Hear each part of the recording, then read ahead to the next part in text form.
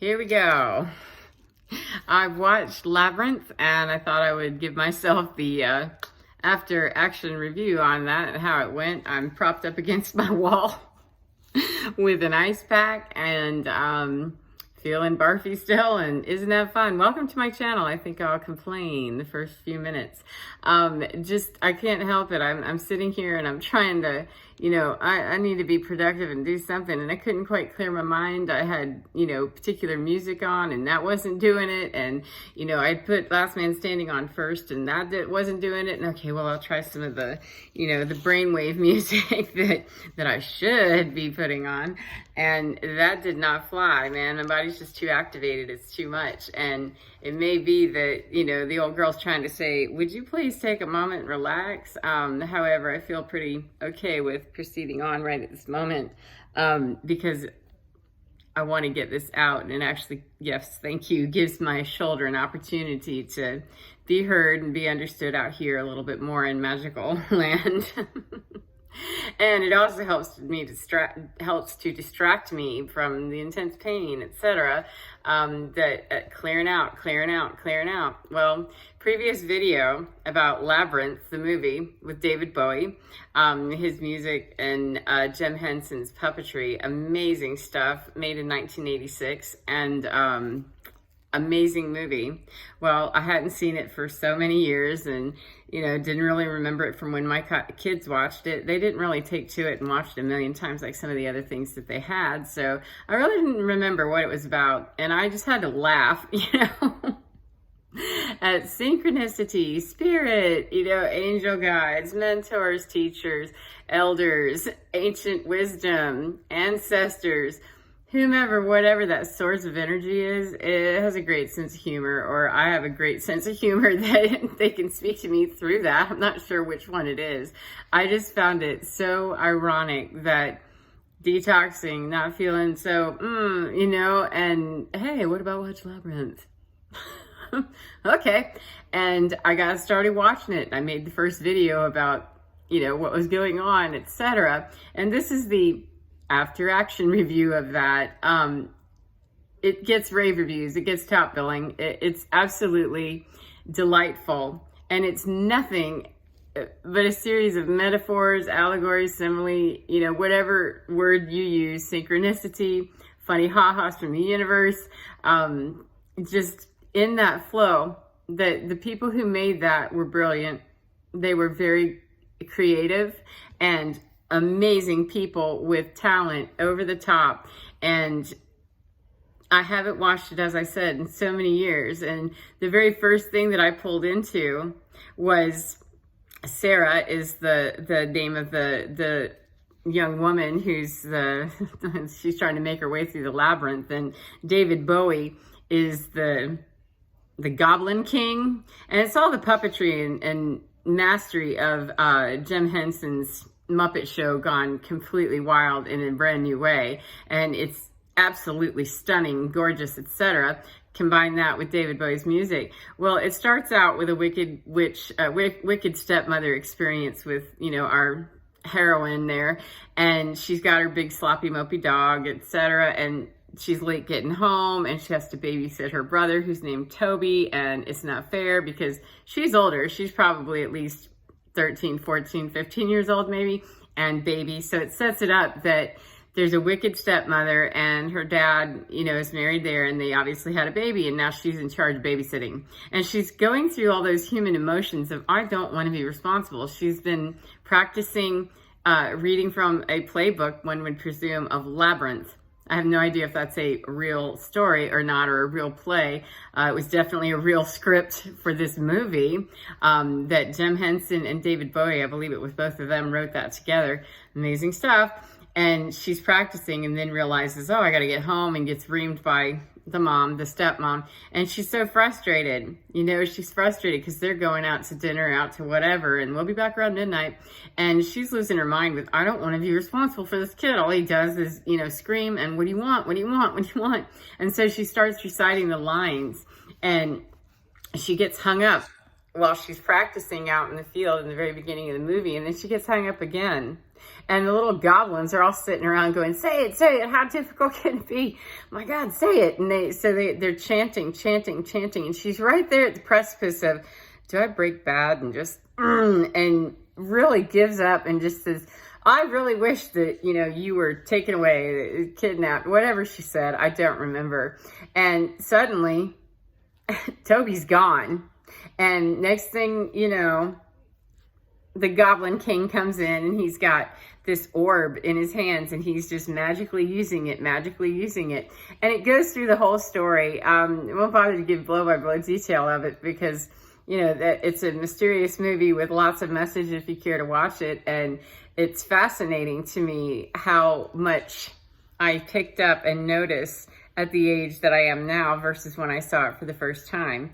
And the worm experience, she says, do you know your way to the labyrinth? Once she gets to the figuring out of you're in a labyrinth. If you want your bro, the hoe gotta go to where the bro will be waiting.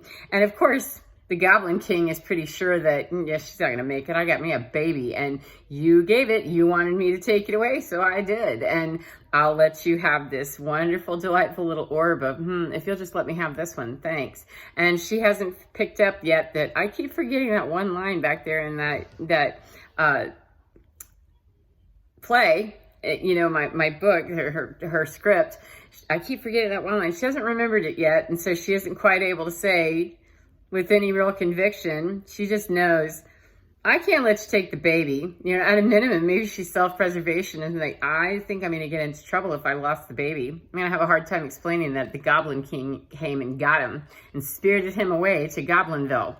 So she goes through a little bit of that struggle of, choosing dark, choosing light, the conflict of good and evil, and finally takes up the challenge. I don't remember exactly how it happens, but she ends up, bloom, right there, you're in the labyrinth.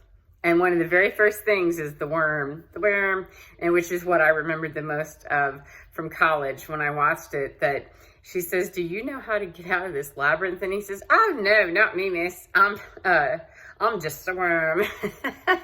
And he invites her into tea. Come into the missus and, let's have some tea. And she's not perceiving that there's anything to do except run either right or left. And she's saying, do you know how to do this? And doesn't matter, wrap it around that things are not always as they seem. And she meets a little gremlin. I think the very first thing is some troll dude named Hoggle. And interestingly enough, she tries to remember his name and calls him Hogwart. And props that he corrects her. My name is Hoggle. And he's a troll of a, nasty little fella. And he says, well, maybe you just don't see, or something along the lines. I mean, it's just metaphorical. I don't remember. I'm not quoting directly from the film. However, he says, things aren't always what they look like. You may not be seeing everything that's there. It might be your perception that's kind of skewed. Perhaps. And then she's decided, I'm going to take this on, and I think I'm going to do this in a whole new way and experience this a little more on my terms. And she's growing her courage and how she's going to do that. And Hoggle goes away, that she fires him, or he declares, I'm done, I can't help you. And the worm says, yeah, it's not always as it seems. And she says, well, where's there an exit? And he says, it's right there in front of you. And she says, what do you mean there's a wall? And he says, yeah, and start walking. Well, it's a wall, you can't do that. You can't do that. You can't do that. All the reasons why it's going to be impossible for her to breach that wall. And he says, just start heading for it. You'll see. And she vanishes into the wall and realizes, oh, there's a whole other thing there. And she says, which way should I go? And she says, should I go that way? And he says, oh, no, miss, and go that way. So she does. And he says, after she's gone, ooh, it's a good thing that she didn't go that way, because that would have led right to the castle where Toby was. And she's on a time drill. The Goblin King wasn't telling her to, you have 36 hours. She had like 9 hours, 8 hours, 12 hours, who knows? It was a limited amount of time. And he was liking to jerk her chain just to see her work hard. And Hoggle, the troll thing, said, I can help you out. And, if, and it was conditional. So we're parting ways. And everything that there's a roadblock, everywhere there's a roadblock and a misperception, she gets slowed down. Well, she starts with her empowerment thing and says, you know, got some lipstick in my pocket. And she starts so that she can backtrack where she's been and not just go in that lateral spin of, am I ever going to make it out of here? Am I ever going to make it out of here? No, if you don't know where you've already been. And so she starts putting some lipstick arrows and doesn't realize until several more scenes later that the little gremlins are flipping the stones over.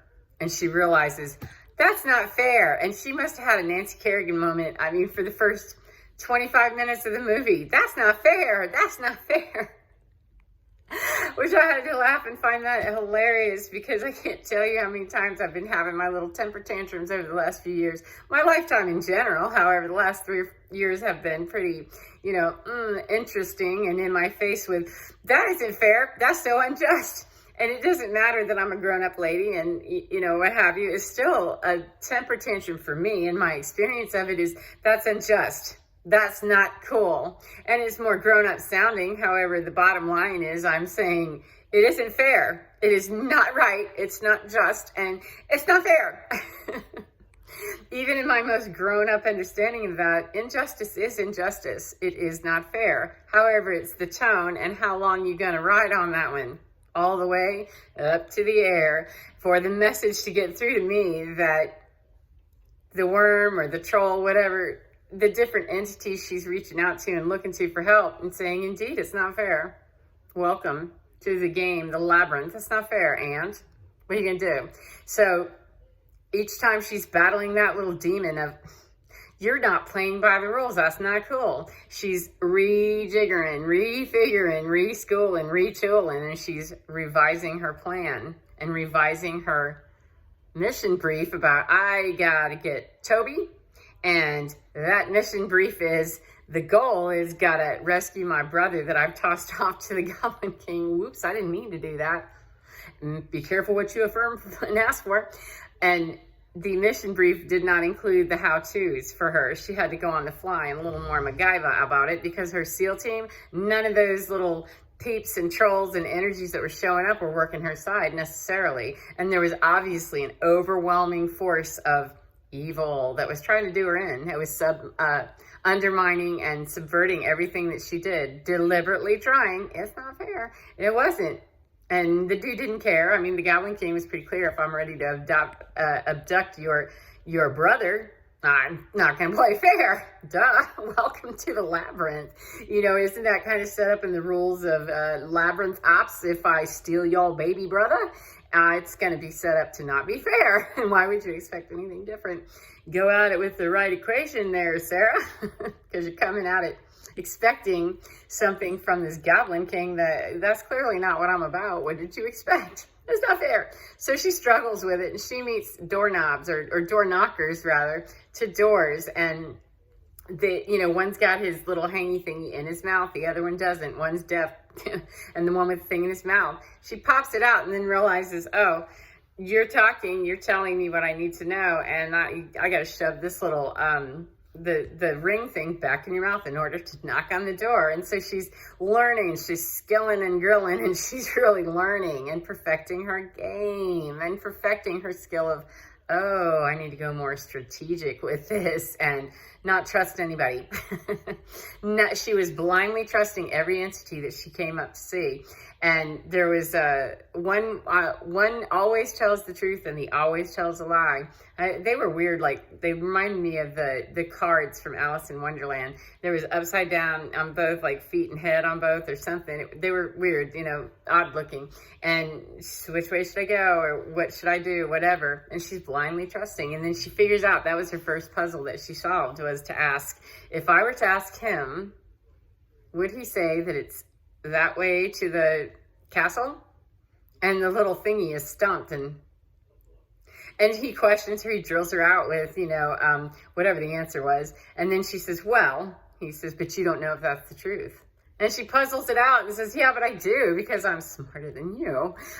If I said it this way, that's going to make him a liar. Or if I said it this way, it's going to make you a liar, and that would be the correct answer. So whatever the solution was, I don't remember exactly, but she routed it out. She ferreted it out once she figured out, though, those gremlins, they be turning my things over, and I'm not, making any traction here. I'm just going around and around and around in a lateral spin. What the hell? That's not fair. Yeah, get skilled up, clued up, and approach that next set of, beastie obstacles with, I gotta think more strategically. And then come to the door knock things, the 2 doors, and, the one is deaf as a post. And so she's working her way, and she continues to use her skill and refine. And meanwhile, the Goblin King is having a great old time with and rejoicing and tell me about the babe with the power of voodoo, you do. Tell me about the babe. And cool stuff, right? Hilarious too that David Bowie was using a microphone with a long old cord to it. 1986. I forgot about those days when we were plugged into walls with our phones and, silver boxes on the corner when we didn't have the phone to cling to at the landline. And then, here we are, and microphones weren't cordless then, I guess. So he's just delighting and glutting over the fact that I have Toby, ha, ha, ha. And she's struggling with every little entity that she's coming across. However, she's upgrading her device as she goes. She's getting better at her game. And little Hoggle comes back around. I don't remember why or how. However, his mission brief, as he's been told by Goblin King, is thwart her efforts, put her in the wrong way, put her in the wrong direction, thwart her efforts to get anywhere near this, and make sure she rides out the clock and, dimes out, chimes out, and she's not a threat. She's already not a threat. Let's just go ahead and power her down so that when you take her back to the beginning again, she'll be so defeated, she'll be so disgusted that she'll just give up. And she wasn't about it. She wasn't about it once she figured out, oh, you were going to do this? You were going to do that to me? How dare you? Because they have a confrontation that the Goblin King asks Hoggle, did you give her the direction of how to get to that? And so Hoggle's trying to decide, do I lie? Do I this? He's more afraid of the Goblin King, though, and not in losing Sarah's friendship. So he powers it up with his boss, whoever that power differential is with, right? He's like, yeah, I think I'm going to align with the big guy, the bigger than you, Sarah, who's still trying to figure out the labyrinth. And I don't remember whether Hoggle knows the way through the labyrinth or not. I'm not sure.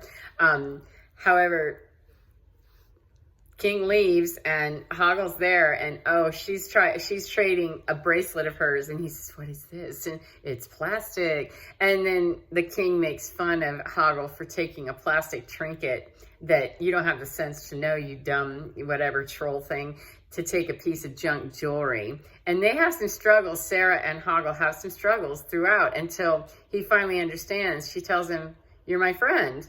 And he doesn't know what a friend is. Why would we be friends? And how do you know? Or something along those lines. And he builds his courage to bust away from King, the Goblin King, and actually be a very close friend to Sarah as she's working her way through. And one of the next big things was like a big giant Sweetums character. I think his name is Ludo.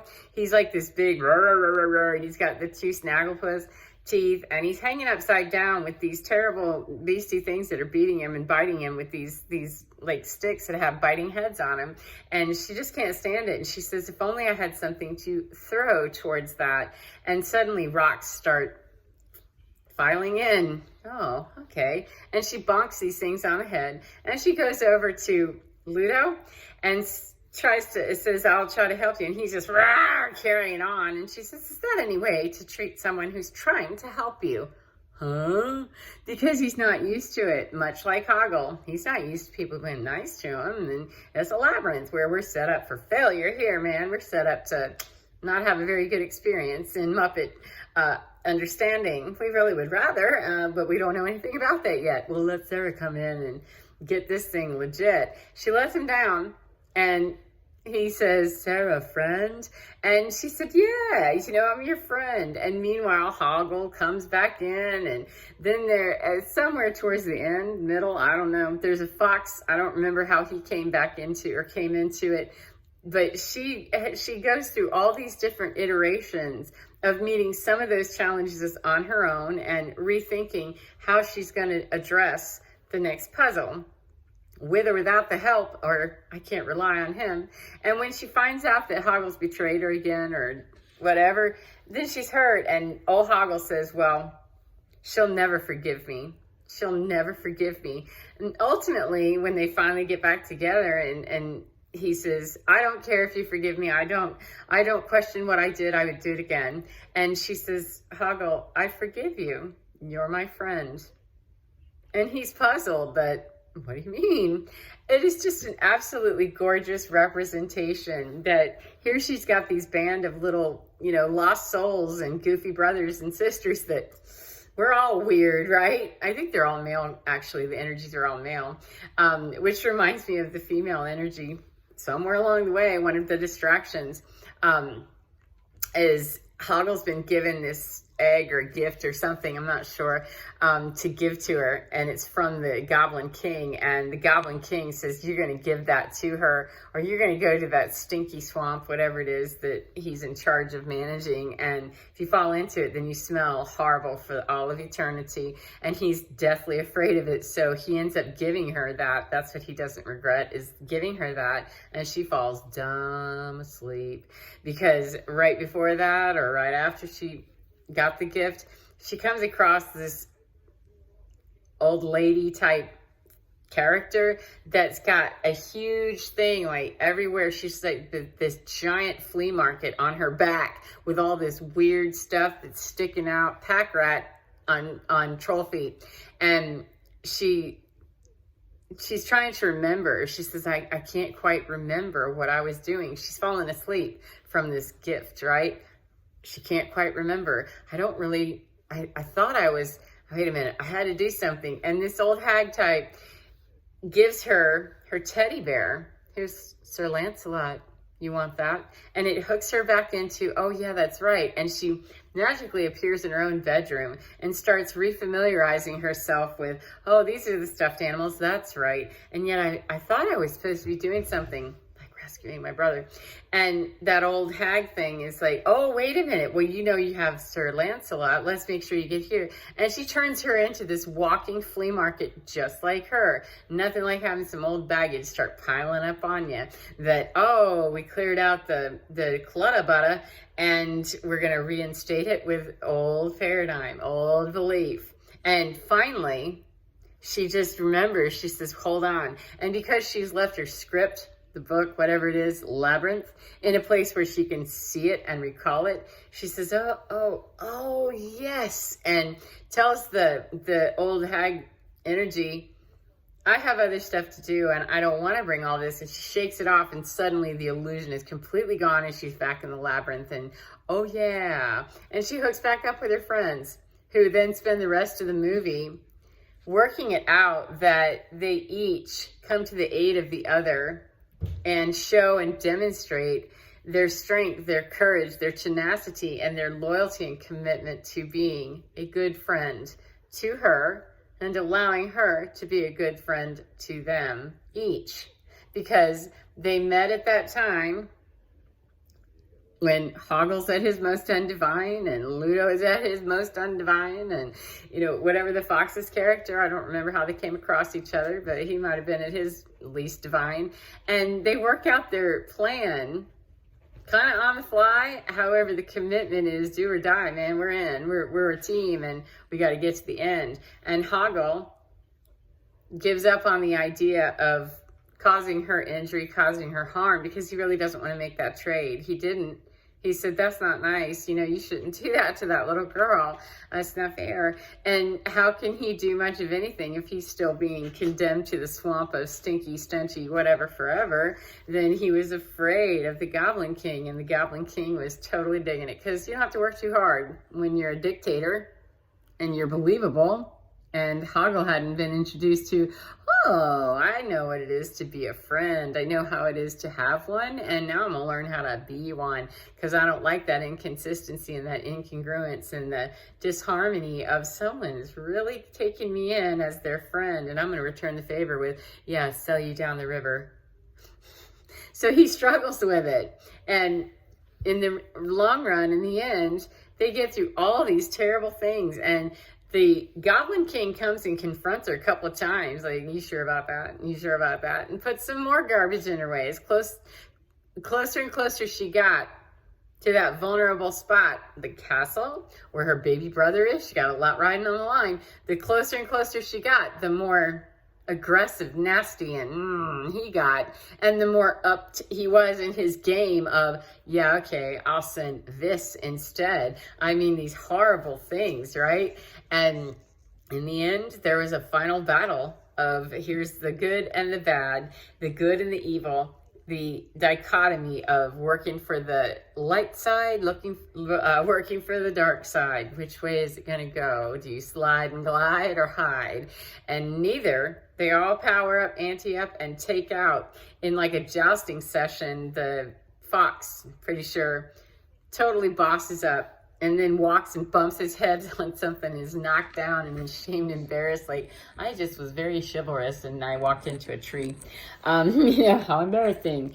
However, in the end, of course, she wins and she's forced to have to remember her line better. That the line she could not quite remember as she was reciting it and practicing it before the game actually started. When she starts reciting that, and Goblin King is reneging on his deal to give me my brother back, give me my baby brother back. I made that in a moment of panic and a moment that I wish I hadn't, because no. And he says, well, what is, here's that wonderful dysfunctional, toxic, narcissistic relationship. Well, haven't I done everything that you asked me to do? How would you be so greedy as to not take what I've given you so freely? Twisting those words around him. Yeah, you talked to me about time and then you shaved off 3 or 4 hours from the time. And oh yeah, you talked to me about that and you bastardized it by doing this. And she doesn't stand there and go on and on and on and on and on. She is calculating all of that, and she finally starts, okay, what do I need to do is fix the problem, because I'm on limited time here with this bozo who's got my baby brother, and it's about midnight. Mom and dad are gonna be home. I guess I better go ahead and fight the bad guy and put the baby back in the bed and, not be taken downtown for questioning and fingerprints. So she finally recalls the final line that she couldn't remember until the crux of the movie came to a close right there of, you have no power over me. And he is, that's the end of the movie as far as the bad guy goes, that she won, she prevailed. And she's looking in the mirror when it's wrapping up. She's, baby's good. And she's wrapping up her experience, and she's looking in the mirror and seeing Ludo and Hoggle and whatever the fox's name was, and all of the spirits, the sprites, the fae, the whatever they are, those dimensional creatures that helped her along her way, that she's looking in the mirror and says, oh, it's time for you to go away. And and she's feeling sad. And she says, I need you. And it wasn't what I expected it to say in response. I figured it was going to be we'll always be here whenever you, and angels that you have to call on us. We can't help you unless you call us in. And I personally don't agree with that. However, they said, you need us? And she says, yeah. And then she puts the parameter on it. From time to time, whenever I'm feeling less than sublime, or my sublime is not so fine, I want to be able to recall you. I want to be able to reach out to you, and I want to be able to be your friend and you be mine and support me through this terrible experience. And I'm frightened. I need you. And they all come around and say, oh, you're not going to just be done with us and outgrown. And no, we're friends. And whether you are never seen by my eyeballs again, I need you in my friend space and in my friend zone as my support staff and as those energies that love me and embrace me and can help me figure out how to get out of this labyrinth and grab my baby brother back right quick from a Goblin King, who I might have been really sorry that I said that, and I'm going to pay for it forever because he's going to eat my baby brother or something. And so she bosses up everywhere. And at the end, you know, I've had to really change everything about myself and be a heroine and everything, and I'm not even going to get to have my friends. And it ends up that, of course, from time to time I'd like to, and they say, oh, you want to remain friends, that's so cool, and they start partying, and that's how the movie ends. It's all these beautiful puppet figures born right out of the genius of Jim Henson and David Bowie's artistry, however that came to be, his music. I'm not sure how many collaborating spirits there were, however, it's a fascinating movie, and had so many powerful images and messages. And the owl ended up being the Goblin King, interestingly enough. I believe that's what I saw, was that he transformed, and when he did, he was the Goblin King, and owl shape-shifting, which kind of surprised me. That was a little bit of a plot twist. Don't know that, yeah, I'm not going to chime in on that right at the moment. It was more significant just to, excuse me, to get it, that it's nothing more than the basic story of good and evil, conflict of, and how good prevails in the end, because the energy, the frequency is just higher. It transmutes that which is lower.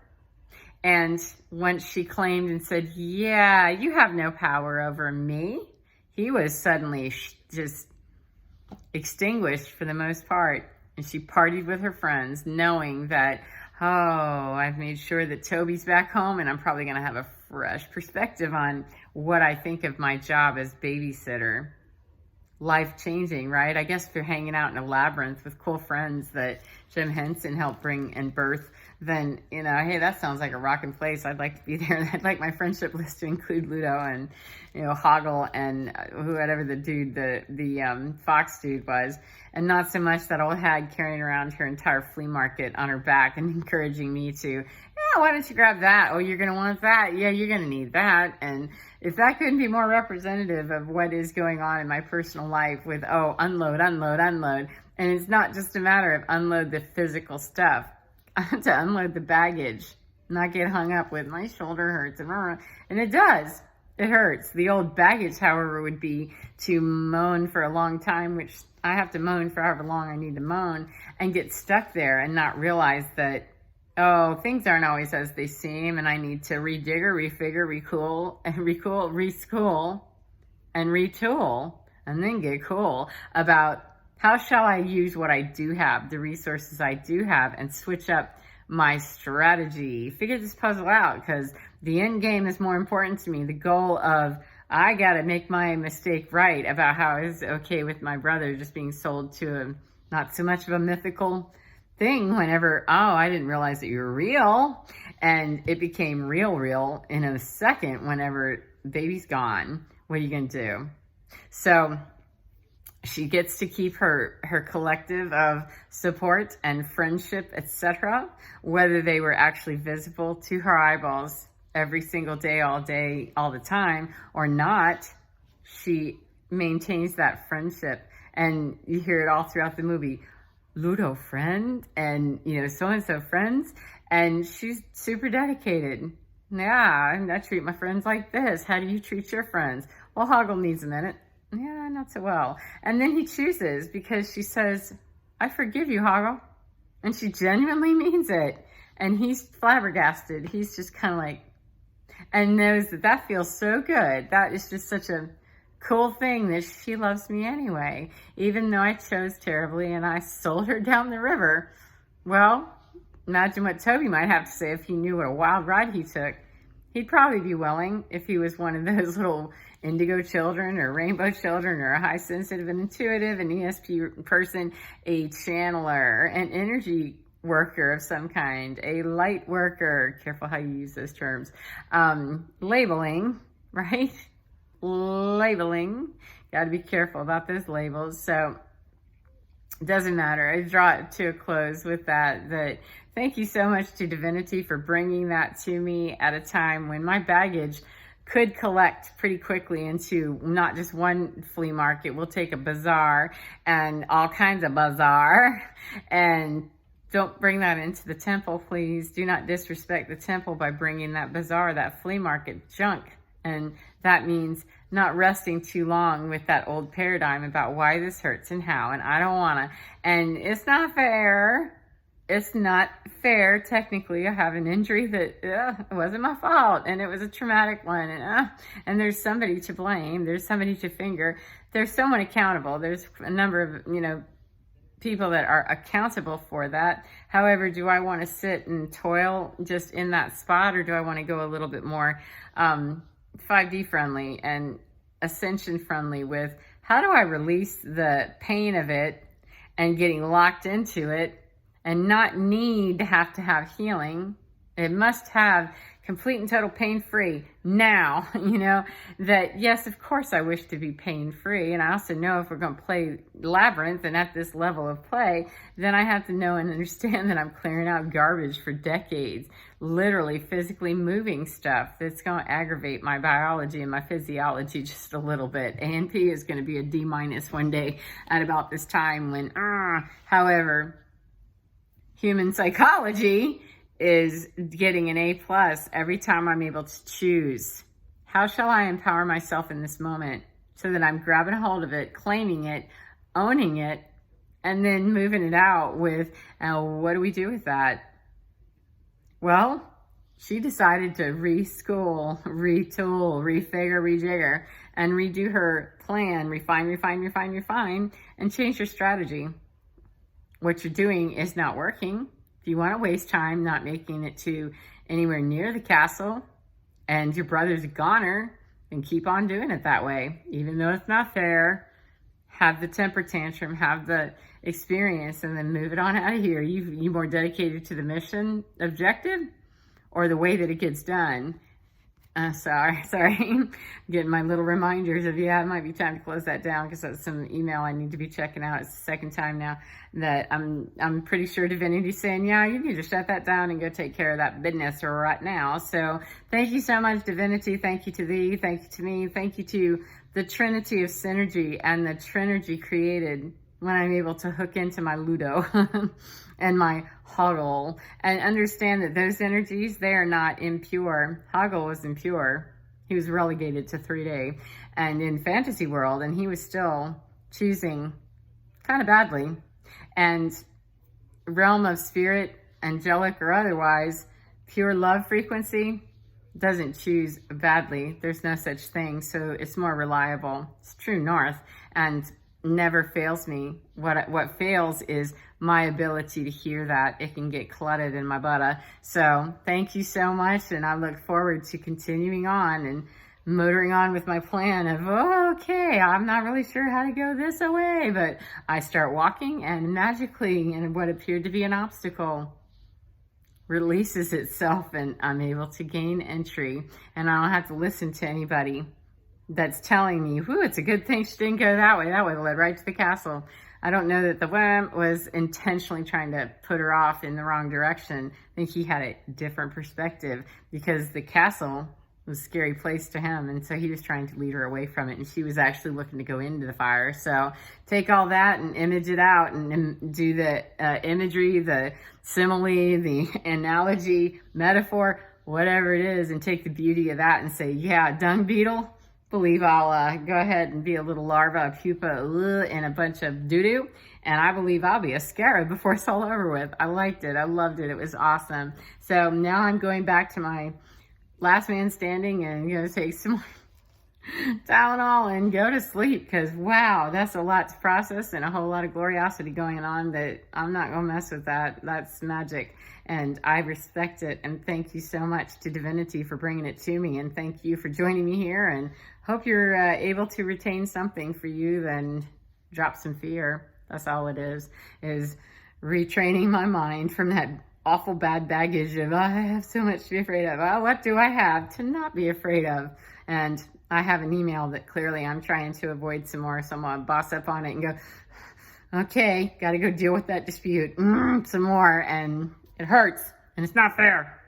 Yeah, it hurts and it isn't fair. Which way would you like to go? From here. All right, take care, and Hoggle out, Sarah out, Kate out, Kate 88. See you later. Take care.